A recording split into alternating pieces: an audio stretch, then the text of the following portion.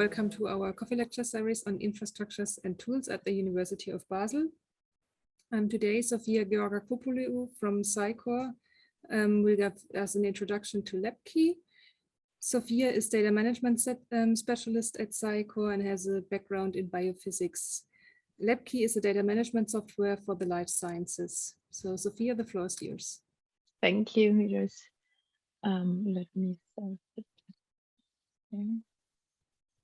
No, I have to share and then start the presentation. Sorry, otherwise it doesn't really work.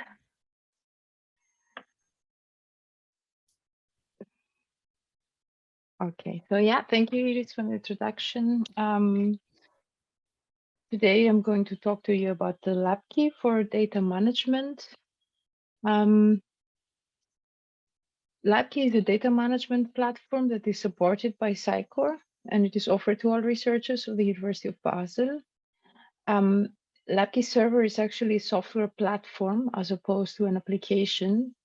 The difference is that applications have fixed use cases that are targeted on relatively narrow set of problems. While as a platform, LabKey server is different. It has no fixed use cases. Instead, it provides a broad range of tools that you can configure and build your own solutions. So in this respect, the LabKey server is more like a parts warehouse from which you can select the different parts that fit your use case and build your own solution. To build new solutions, you assemble and connect different viewing and information panels of LabKey, and also the different analytical tools. And like that, you can create data dashboards and workflows that allow you and your collaborators to work with the data. So essentially, LabKey is a web server, meaning a request response machine that takes requests over the web via HTTP, and it crafts responses which are then returned to the user in a comprehensive manner. And that is done through a simple and user-friendly graphical user interface. So LabKey is open source. It has a free license for its basic packages. And additionally, it is possible to purchase professional licenses, which offer more features and support. Currently at SciCore, we are discussing the possibility to purchase such a license together with other departments like Biocentrum and DBM. But yeah, regardless the outcome, we will continue to support the free version of LabKey. So the base platform of LabKey is written in Java.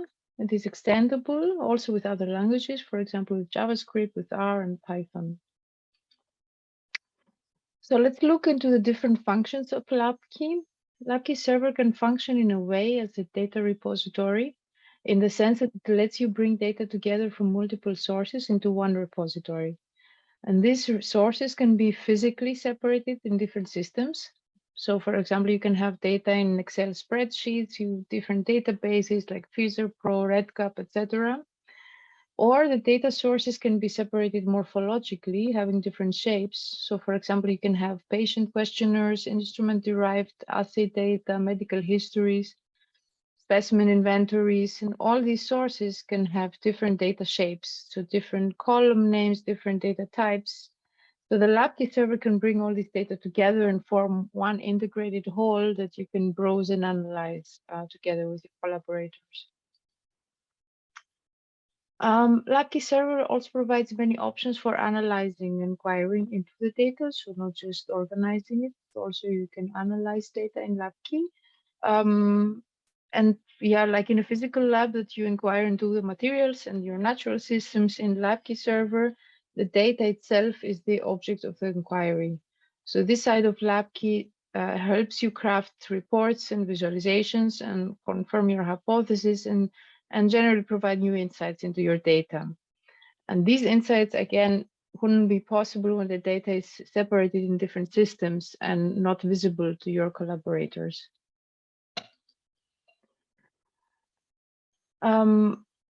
Also, LabKey server lets you securely present and highlight data over the web. That is one great advantage of LabKey, is that it lets you present different profiles of your data to different audiences. So one profile can be shown to a general audience with no restrictions, while another profile, maybe with more information or raw results, can be privately shared with selected individual colleagues. The LabKey server lets you collaborate with geographically separate teams or with your own internal team members. Now, it is important to note that the instance at SciCore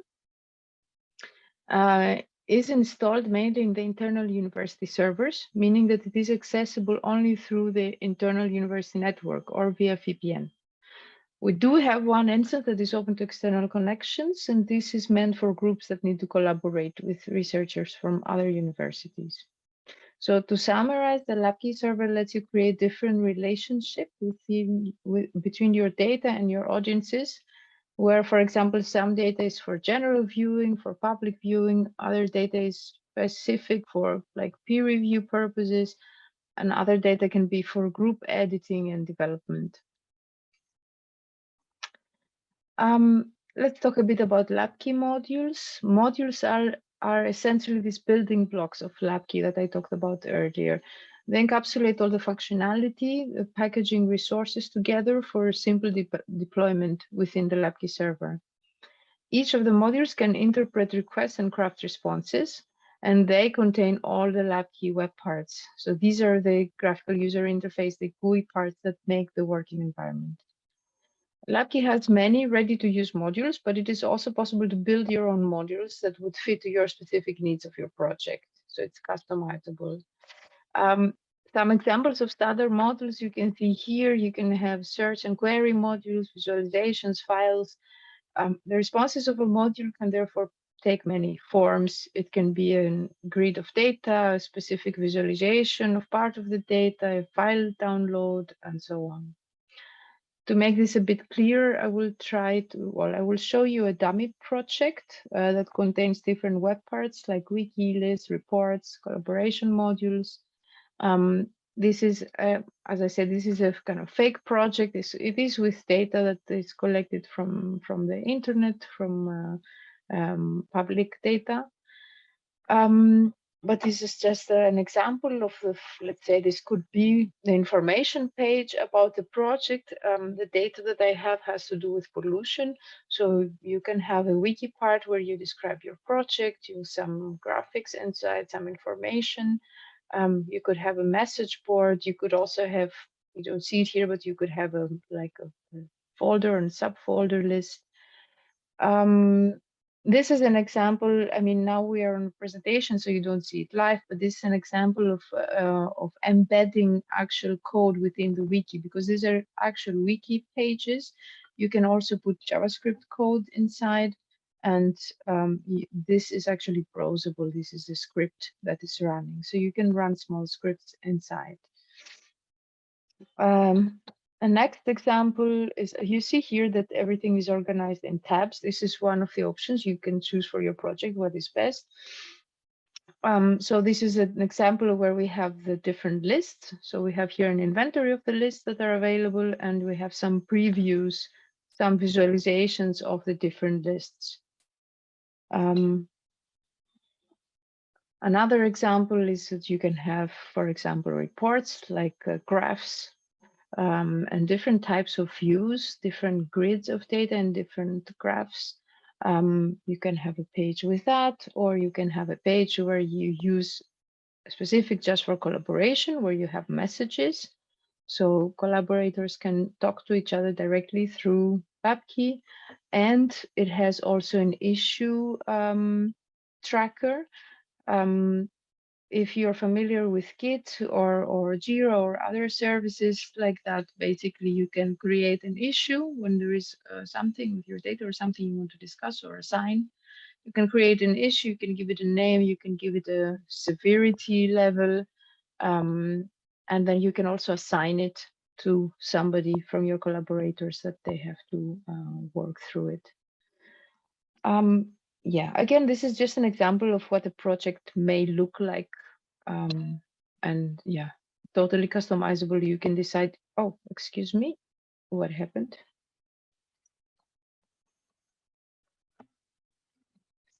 Yeah, it is completely customizable, so you can decide for yourselves how you want your project to look and what information is important to you. So now a bit about the databases. The LabKey uses a database as its main data store.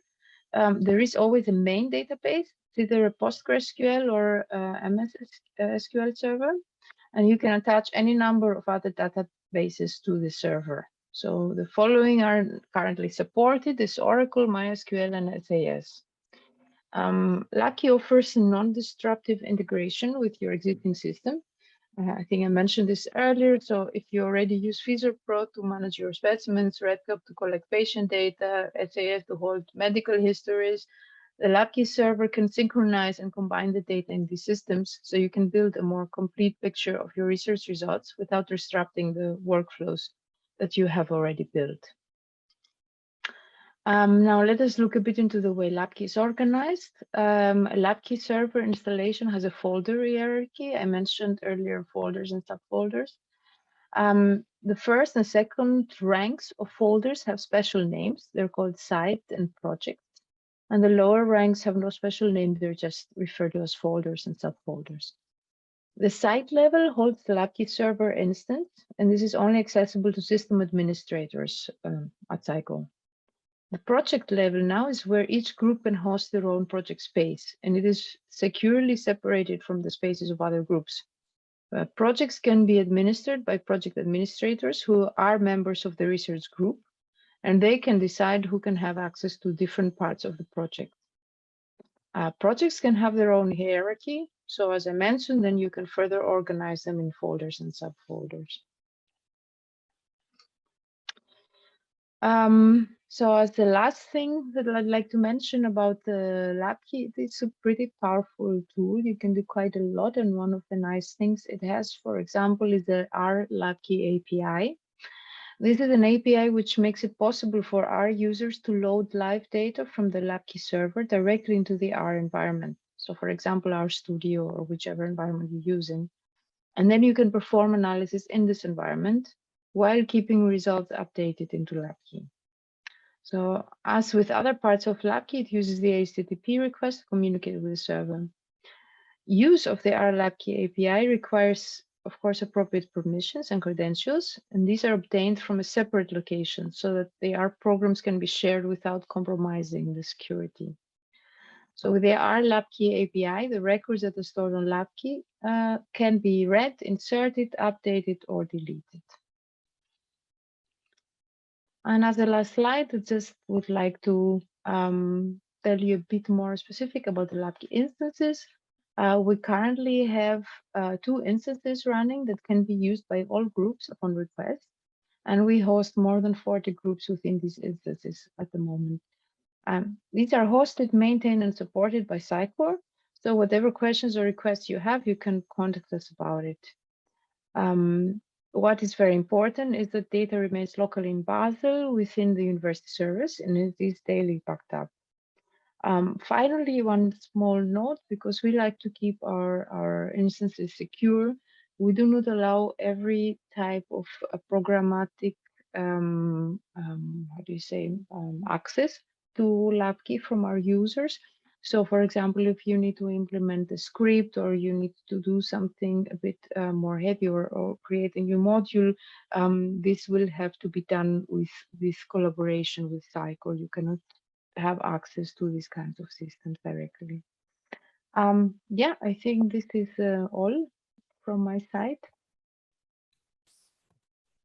Yeah, we have we have 2 questions. Yes. The first question is, I think it was for slide 16. What does API mean? So API is basically an interface that connects 2 systems. So it is like a very small application that allows one system to communicate with another. Is it clear? Isabel, maybe you can say if it is clear. Yes, it is clear. Good. And we have, thank you. We have a second question. How can we access the service? Do we need to pay for the storage? So one thing I should clarify is that LabKey is not meant for storing like large files. So if you have large images or I don't know, genomics or proteomics, large files, it is better to use the Scikor cluster for that. The LabKey usage is not does not cost something in particular. So it is free service from Scikor. Again, there is a discussion currently, which we are hoping will formalize of purchasing a professional license, and in that case, it will be supported by the departments. But individual groups, as I understand, will not have to individually pay for the use, so it will be more centralized than that. Yeah, so currently there are no fees just for using LabKey. It's just that it is not meant to hold large amounts of data. It is the way it is structured is not for storage, really. Mm-hmm. Okay, thank you. We do not have other questions at the moment. So there's again, okay, and thank you to Thank you too. But there's again a question about how could we access it? Oh yeah, excuse me, I forgot about that. Yeah, you can send an email to Scikor. It's scikor-admin at unibas.ch, or you can go to the Scikor webpage, and through the webpage you can find the email or the like you can send the open a ticket to our ticketing systems and ask for the support, and we will set you up with a project and everything.